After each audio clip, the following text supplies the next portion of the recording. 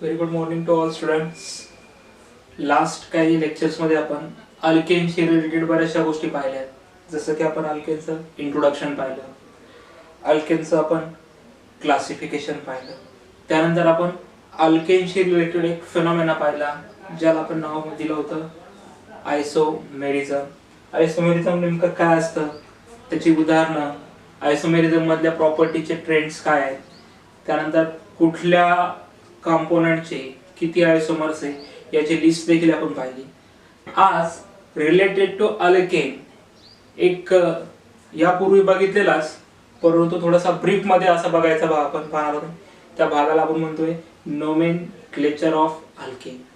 बघा, नोमेनक्लेचर करणं म्हणजे काय, तर कुठल्याही कंपाऊंडला सायंटिफिकली नेमिंग करणं म्हणजे नोमेनक्लेचर करणं. बघा, आता नोमेनक्लेचर मध्ये ऑर्गॅनिक कंपाऊंडच्या नोमेनक्लेचर साठी दोन पद्धतींचा अवलंब केला जातो. एक पद्धत पहिली आहे कॉमन सिस्टम, तिला ट्रायवियल सिस्टीम असं देखील म्हटलं जातं. दुसरी पद्धत आहे आपली IUPAC सिस्टीम, ज्याला जिनिव्हा सिस्टीम असं देखील म्हटलं जातं. तर या दोन सिस्टमचा वापर करून कुठल्याही ऑर्गॅनिक कंपाऊंडची नावं ही मेन्शन केली जातात. सुरुवातीला अल्केनचं नोमेनक्लेचर कॉमन सिस्टीमने कशा पद्धतीने करायचं ते आपण पाहणार आहोत. बघा, कॉमन सिस्टीमने केलेल्या नोमेनक्लेचरला लिमिटेशन्स आहेत. जनरली कॉमन सिस्टीमने जी नावं दिली जातात अल्केनची, ती नावं पहिल्या 6 मेंबर पर्यंत करेक्टली देत जातात, परंतु आफ्टर दॅट त्या नावांमध्ये एक लिमिटेशन यायला लागतं, किंवा 6 पेक्षा जास्त मेंबर झाल्यानंतर नावं देताना अनेकशा ड्रॉबॅक आपल्याला दिसून येतात. मग आता नेमकं कॉमन सिस्टीम मध्ये नाव देण्याचा क्रायटेरिया काय, नावं कशा पद्धतीने दिली जातील कॉमन सिस्टीमचा वापर करून, हे आपण पाहणार आहोत. परंतु नोमेनक्लेचरचा हा पॉइंट शिकण्यापूर्वी जे विद्यार्थी घरी वाचन करत असतील त्यांनी एक गोष्ट शुअरली नोंद करणं गरजेचं आहे की त्यांना अल्केनच्या पहिल्या 10 मेंबरची नावे आणि पहिल्या 10 मेंबरचे स्ट्रक्चर हे प्रॉपरली ड्रॉ करता येत आहेत. या गोष्टी जर तुम्हाला जमत असतील, या गोष्टी मी मागच्या लास्ट सेशन मध्ये किंवा लास्ट सेशन मध्ये आपण यापूर्वी घेतलेल्या आहेत, किंवा पहिल्या 4 मेंबर्सची नावं मी घेतली होती आणि पुढची काही नावं तुम्हाला घरी होमवर्क साठी दिली होती. जर या गोष्टी तुम्हाला जमत असेल तर पुढे जी मी टर्म सांगतोय ती तुम्हाला अजून ऍप्रोप्रिएटली लक्षात येईल. बघा, या ठिकाणी आपण पाहतोय कॉमन सिस्टीमचा वापर करून नावं द्यायची कशी. बघा, कॉमन सिस्टीमचा वापर करताना जनरली 3 प्रेफिक्सेस हे वापरले जातात. आता प्रेफिक्स म्हणजे काय, आपण आपल्या कल्चर मध्ये बघतो बऱ्याचदा नावं द्यायची असेल तर श्री, श्रीमान, सौ असे काही नावापूर्वी आपण काही शब्द वापरत असतो, काही विशेषण वापरत असतो. अशाच विशेषणांना प्रेफिक्स असं म्हटलं जातं. आता या ठिकाणी कंपाऊंड मध्ये श्री, श्रीमान यासारखे प्रेफिक्स नाही वापरायचे आपल्याला. या ठिकाणी कॉमन सिस्टीम मध्ये आपल्याला 3 प्रेफिक्स वापरावे लागतात. पहिलं प्रेफिक्स आहे यन, दुसरं आयसो आणि तिसरं निओ. बघा, मी परत एकदा रिपीट करतो. कॉमन सिस्टीमने अल्केनची नावं देताना 3 प्रेफिक्स कॉमनली वापरले जातात. फर्स्ट आहे यन, दुसरा आयसो आणि तिसरा निओ. मग यन केव्हा वापरायचं, आयसो केव्हा वापरायचं आणि निओ केव्हा वापरायचं हे आपण एक एक उदाहरणाच्या सहाय्याने आपण पाहणार आहोत. यापूर्वी आपण बघितलं मित्रांनो की कॉमन सिस्टीमने नाव देण्यामध्ये लिमिटेशन्स आहेत. काय, तर पहिल्या 6 मेंबर किंवा अप टू 6 कार्बन ॲटम असणाऱ्या अल्केनची नावं प्रॉपरली देता येतात. बट आफ्टर दॅट आपण नावं देताना थोडंसं कन्फ्युजन क्रिएट होतं. नेमकं कन्फ्युजन काय क्रिएट होतं ते देखील आपण पाहणार आहोत. बघा, या ठिकाणी आपल्या पुढे एक एक्झाम्पल दिलेलं आहे, CH3, CH2, CH2, CH3. आता प्रत्येकाला माहिती आहे की टोटल नंबर ऑफ कार्बन किती आहेत, 4. आता या ठिकाणी सर्व बॉन्ड हे सिंगल आहेत, याचा अर्थ हा अल्केन आहे. आता 4 नंबर वाल्या मेंबरचं नाव प्रत्येकाला माहिती आहे, काय नाव आहे रे, ब्युटेन. आता या ठिकाणी ब्युटेनच्या पुढे प्रेफिक्स कोणतं वापरावं, तर यन हे प्रेफिक्स मी वापरलेलं तुम्हाला दिसलं असेल. आता यन वापरण्याचं कारण काय, तर या ठिकाणी सर्व कार्बन एकानंतर एक आहे आणि कुठल्याही कार्बनची किंवा कुठल्याही कार्बनला ब्रांचिंग कुठेही तुम्हाला दिसत नाही. याचा अर्थ ज्या वेळेस तुमचा अल्केन हा स्ट्रेट चेन अल्केन असतो त्यावेळेस त्यासाठी प्रेफिक्स कॉमनली वापरलं जातं यन. मग आता अशा वेळी नियम काय सांगतो, नियम सांगतो सिलेक्ट लॉंगेस्ट कंटिन्युअस चेन किंवा count all the number of atoms in given chain. बघा आपल्याला दिलेल्या चेन मध्ये किती ऍटम्स दिले? 1 2 3 4. यावेळी आपण म्हणू शकतो की how many atoms there are? 4 atoms. आणि 4 ऍटम असणाऱ्या अल्केनचं नाव काय असतं? ब्युटेन. ब्रांचिंग आहे का? नाही. मग ब्रांचिंग नाही याचा अर्थ आपण कुठलं प्रिफिक्स वापरावं? ईयर. आता आयसो वापरण्यासाठी एक रूल आहे. जर दिलेल्या स्ट्रक्चर मध्ये एक मिथिल ग्रुपची ब्रांचिंग असेल, लक्षात ठेवा, एक मिथिल ग्रुपची सेकंड किंवा सेकंड लास्ट कार्बनवर ब्रांचिंग असेल, त्या केस मध्ये प्रेफिक्स वापरलं जातं आयसो. उदाहरण बघा, या पद्धतीने एक स्ट्रक्चर तुमच्या पुढे दिलंय. CH3 CH2 CH CH3 आणि एक ब्रांचिंग मध्ये CH3 दिलाय. बघा कॉमन सिस्टीम नाव देताना चेन सिलेक्शन वगैरे हा क्रायटेरिया कुठेही वापरला जात नाही. दिलेल्या अल्केनचं नाव मेन्शन करताना सुरुवातीला तुम्हाला जे काही अल्केन्स दिले किंवा अल्केन मध्ये जे काही कार्बन आहे ते काउंट करायचे. बघा या स्ट्रक्चर मध्ये आपण बघतो 1 2 3 4 4 कार्बन स्ट्रेट चेन मध्ये, एक कार्बन ब्रांचिंग मध्ये. आता रूल काय सांगतो? एक मिथिल ग्रुप जर ब्रांचिंग मध्ये असेल सेकंड किंवा सेकंड लास्ट कार्बन वरती तर प्रेफिक्स वापरा आयसो. बघा दिलेल्या स्ट्रक्चर मध्ये टोटल कार्बन किती आहे? 1 2 3 4 आणि ब्रांचिंग मधला आहे 5. 5 कार्बन आला अल्केनचं नाव पेंटेन. आता या ठिकाणी मिथिल ग्रुप हा सेकंड कार्बन वरती किंवा सेकंड लास्ट कार्बन वरती असला आहे. किती मिथिल ग्रुप आहेत? 1. आणि बाय रूल एक मिथिल ग्रुप असेल तर आपण प्रेफिक्स वापरतो आयसो. सिमिलरली आपण एक स्ट्रक्चर पाहणार आहोत निओपेंटेनचं. आता हे निओपेंटेन स्ट्रक्चर कसं? बघा ज्यावेळेस पण तुम्हाला या पद्धतीने स्ट्रक्चर प्रोव्हाइड केलं जाईल, सगळ्यात पहिल्यांदा तुम्ही काय करणार? Count all the number of carbon atoms in given structure. मग सगळ्यात पहिल्यांदा एक क्रायटेरिया आपण ठेवू, स्ट्रेट चेन मध्ये जेवढे ॲटम्स आहे, स्ट्रेट चेन मध्ये जेवढे ॲटम्स आहे ते काउंट करू. बघा 1 2 3. ब्रांचिंग मध्ये किती मिथिल ग्रुप आहेत? 2 4 5. बघा ओव्हरऑल स्ट्रक्चर मध्ये कार्बन किती आहेत रे? 5. पेंटेन. मग 5 कार्बन वाल्याचं नाव काय असतं? पेंटेन मेन्शन केलं. आता मिथिल ग्रुपच्या किती ब्रांचिंग आहेत? 2. या ठिकाणी जेव्हा जेव्हा मिथिल ग्रुपच्या 2 ब्रांचिंग या सेकंड किंवा सेकंड लास्ट कार्बनवर असतील त्यावेळेस प्रेफिक्स वापरलं जातं निओ.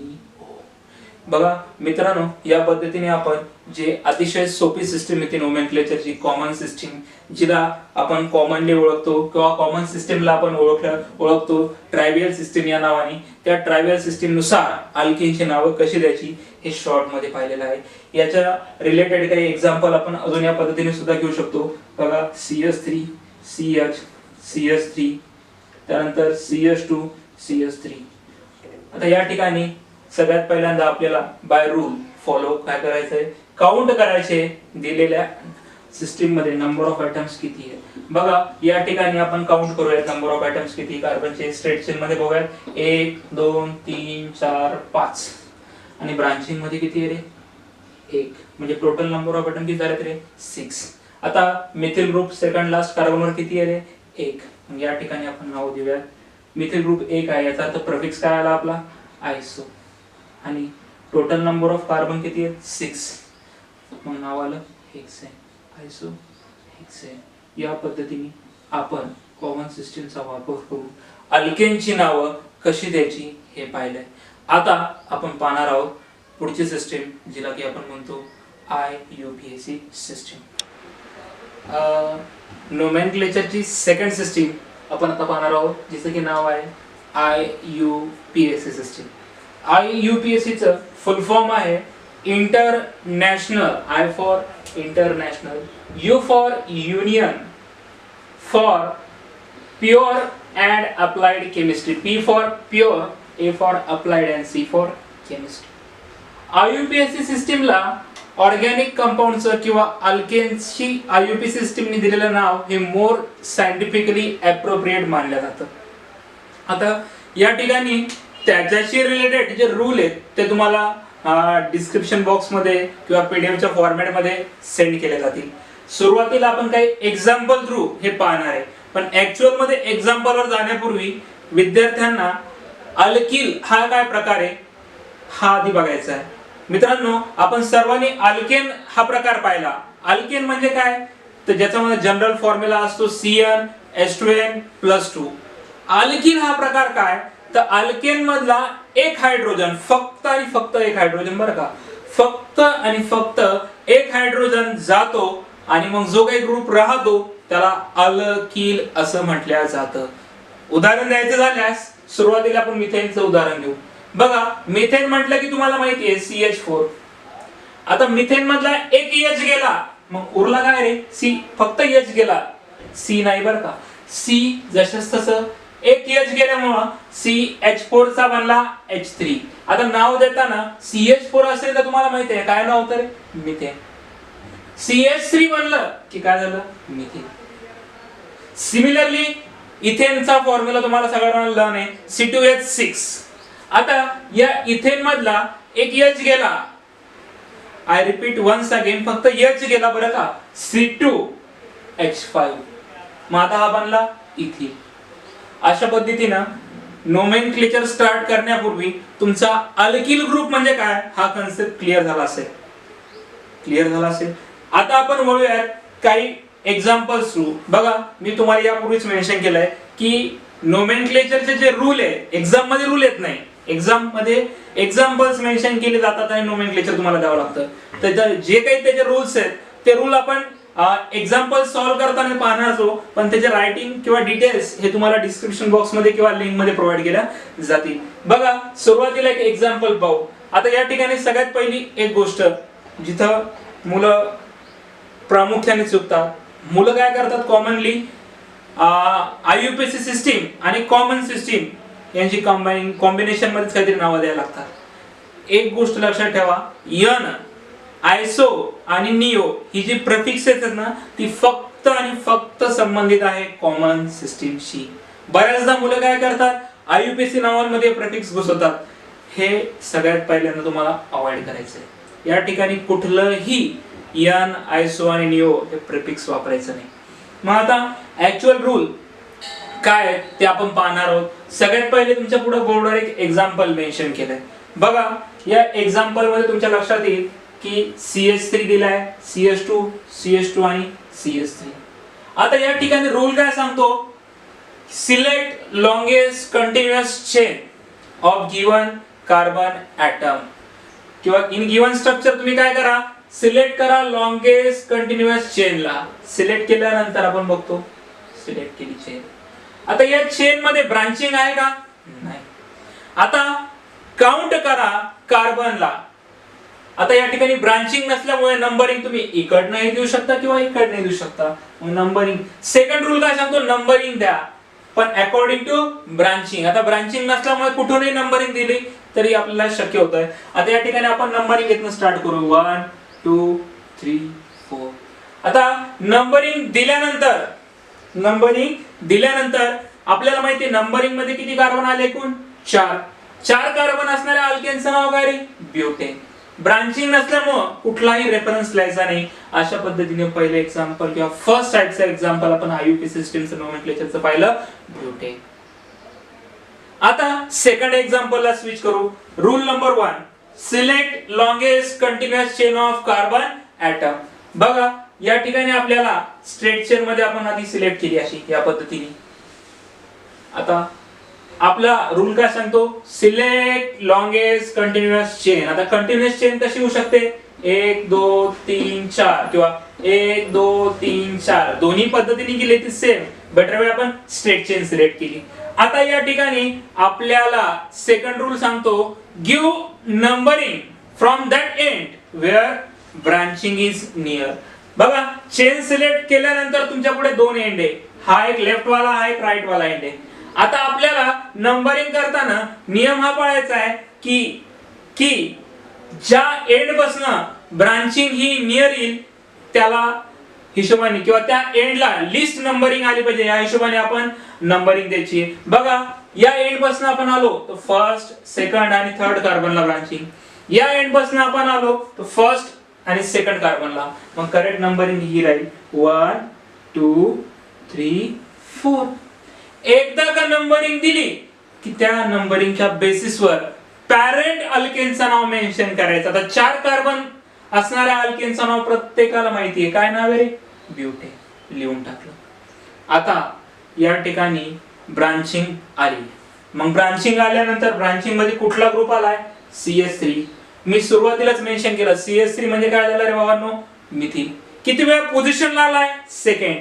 मग आता या ठिकाणी ब्रांचिंग मध्ये लिहायचंय मिथिल आणि त्याची पोझिशन द्यायची सेकंड नंबर पोझिशन म्हणून 2 डॅश मिथिल. हे झालं आपलं IUPAC सिस्टीमचं सेकंड एक्झाम्पल. आता आपण थर्ड एक्झाम्पल बघूया. त्यात थोडासा एक स्लाइटली चेंज केलाय, एक प्रेफिक्स वापरलाय ब्रांचिंग साठी. नेमकं काय प्रेफिक्स कोणतं वापरलंय काय आपण पाहणार आहोत. बघा आता या थर्ड एक्झाम्पल मध्ये ऍज पर आपल्या या रूल नुसार आपल्याला काय करायचे, सिलेक्ट लॉंगेस्ट कंटिन्युअस चेन. आता आपल्या पुढे हे स्ट्रक्चर दिलंय. बघा या स्ट्रक्चर मध्ये एक गोष्ट तुमच्या लक्षात आली असेल की सिलेक्ट करायचे आपल्याला लॉंगेस्ट कंटिन्युअस चेन. आता चेन सिलेक्शन करताना 1 2 3 4 किंवा 1 2 3 4 या दोन्ही पद्धतीने किंवा इकडनं जर सिलेक्शन केलं तर ती मॅक्झिमम नंबर ऑफ ऍटम एका चेन मध्ये किती येतात, 4. बेटर आपण काय करू, स्ट्रेट चेन सिलेक्ट करू. मग ही स्ट्रेट चेन आपण सिलेक्ट केली. आता आपला सेकंड रूल आहे. सेकंड रूल काय, आपल्याला काय करायचे असते, नंबरिंग. नंबरिंग करताना तुम्हाला क्रायटेरिया वापरावा लागतो की ज्या एंड पासून ब्रांचिंग जवळ आहे त्याला प्रायोरिटी दिली पाहिजे. आता या ठिकाणी लेफ्ट एंड पासून ब्रांचिंग किती कार्बनला आहे, सेकंड. राईट एंड पासून पण ब्रांचिंग किती कार्बनला आहे, सेकंड. मग आता बरेच जण म्हणतात कुठून पण दिली तरी चालते का, नाही. आता या ठिकाणी एक रूल वापरला जातो, मोर नंबर ऑफ ब्रांचिंग कोणत्या साइडला आहे. बघा लेफ्ट एंड ना जर आपण हा सेकंड कार्बन घेतला तर यावरती किती ब्रांचिंग येते रे, 2. आणि राईट एंड आपण जर घेतला तर ब्रांचिंग किती आहे रे, 1. मग आता मोर नंबर ऑफ ब्रांचिंग असणाऱ्या कार्बनला प्रायोरिटी जाते. मग नंबरिंग करताना आपण या पद्धतीने नंबरिंग करू शकतो, 1 2 3 4. एकदा का नंबरिंग झाली की पॅरेंट कार्बनचं नाव द्यायचं. 4 कार्बनचं नाव काय रे, 4 कार्बन असणाऱ्या पॅरेंट अल्केनचं नाव काय रे बेटा, ब्युटेन. आता ब्रांचिंग मध्ये बघा सेकंड कार्बनला किती मिथिल ग्रुप आहेत, 2. बरं आता ब्रांचिंग मध्ये जेवढेही ग्रुप आहेत ते सेम आहेत. कुठला ग्रुप आहे, मिथिल मिथिल मिथिल. मग आता सेकंड कार्बनला किती मिथिल ग्रुप आहेत रे, 2. 2 वरती आहे 2 खाली आहे, 2 वेळेस 2 असल्यामुळे आपण काय करूया, 2,2. यानंतर थर्ड कार्बनला एक मिथिल ग्रुप आहे, 3. आता total number of methyl group किती आहेत रे, 3. या ठिकाणी आपण एक वर्ड वापरला, एक प्रेफिक्स वापरला, ट्राय. जर 2 असते तर आपण वापरलं असतं डाय. 3 असेल तर ट्राय, 4 असेल तर टेट्रा आणि 5 असेल तर पेंटा. या पद्धतीने ब्रांचिंग साठी प्रेफिक्सेस वापरले जातात. मग आता या ठिकाणी आपल्या ओव्हरऑल स्ट्रक्चर मध्ये टोटल मिथिल ग्रुप किती आहेत, 3. म्हणून आपण प्रेफिक्स कुठलं वापरलं, ट्राय. मग आपण नाव देताना आधी त्याची पोझिशन मेन्शन करतो, 2,2,3. Total number of methyl group किती आहेत, 3. म्हणून ट्राय मिथिल. बघा या पद्धतीने आपण 3 एक्झाम्पल पाहिली. पहिल्या एक्झाम्पल मध्ये कुठली ब्रांचिंग नव्हती, सरळ सरळ आपण चेन सिलेक्ट केली आणि कार्बन काउंट करून नाव दिले. सेकंड मध्ये एक ब्रांचिंग होती, त्या ठिकाणी आपण रूल बघितला, एकच ब्रांचिंग असल्यामुळे जो काही अल्किल ग्रुप आहे त्याची पोझिशन मेन्शन केली आणि पॅरेंटचं नाव लिहिलं. या ठिकाणी मोर दॅन 1 ब्रांचिंग आहे थर्ड एक्झाम्पल मध्ये किंवा सी एक्झाम्पल मध्ये आणि सर्व ब्रांचिंग या सेम टाइपच्या आहे. मग त्या केस मध्ये प्रेफिक्सेस वापरले ब्रांचिंग साठी. आता फोर्थ केस आपण पाहणार आहोत. आता या ठिकाणी रूल तोच, select longest continuous chain of given in given parent alkane. आता या ठिकाणी आपण पाहतोय की सिलेक्ट करायची longest continuous chain in given structure. मग आता in order to write the name of parent alkane. बघा या ठिकाणी आपण चेन सिलेक्ट करू, 1 2 3 4 5 6 7. स्ट्रेट चेन सिलेक्ट केली, 7 ऍटम. किंवा 2 3 4 5 6 7 या पद्धतीने जरी सिलेक्ट केली तरी ऍटम किती आहेत, 7. आता बेटर वे आपण स्ट्रेट चेन सिलेक्ट करू. आता या ठिकाणी आपण स्ट्रेट चेन सिलेक्ट केली. आता नंबरिंग करताना क्रायटेरिया तोच, जिकडून ब्रांचिंग जवळ तिकडे तुमची नंबरिंग. आता लेफ्ट एंडने जर आपण गेलो तर थर्ड कार्बनला ब्रांचिंग, राईट एंडने जरी आला तरी थर्ड कार्बनला ब्रांचिंग. आता या ठिकाणी आपण बघितलं होतं की लेफ्ट एंडला टोटल नंबर ऑफ ब्रांचिंग 2 होत्या आणि राईट एंडला नंबर ऑफ ब्रांचिंग 1 होत्या, म्हणून आपण प्रायोरिटी कोणाला दिली, मोर ब्रांचिंग. पण आता इथं ब्रांचिंग सुद्धा काय रे बेटा, सेम. या केस मध्ये प्रायोरिटी कोणाला द्यायची, तर अल्फाबेटिकल ऑर्डर. अल्फाबेटिकल ऑर्डर नुसार अल्किल ग्रुप जो आहे C2H5 याचं नाव येत आहे इथिल. आणि CH3 चं नाव येते मिथिन. मग अल्फाबेटिकल ऑर्डर म्हणजे ABCD नुसार E आधी येतं आणि M नंतर, म्हणून प्रायोरिटी जाते इथेलला आणि नंबरिंग कुठून स्टार्ट होईल, लेफ्ट. मग 1 2 3 4 5 6 7. एकदा का नंबरिंग दिली की पॅरेंट अल्केनचं नाव द्यायचं. 7 कार्बन असणाऱ्या पॅरेंट अल्केनचं नाव काय रे, हेप्टेन.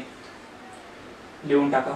लिहिल्यानंतर आता आपल्याला बघायचं ब्रांचिंग.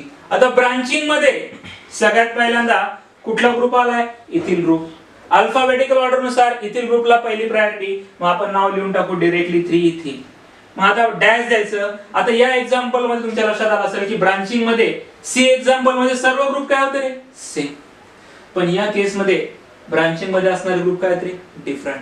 मग आता डिफरंट असताना तुम्हाला प्रायोरिटी द्यावं लागेल as per alphabetical order. Alphabetical order नुसार ई सुरुवातीला येतो म्हणून त्याला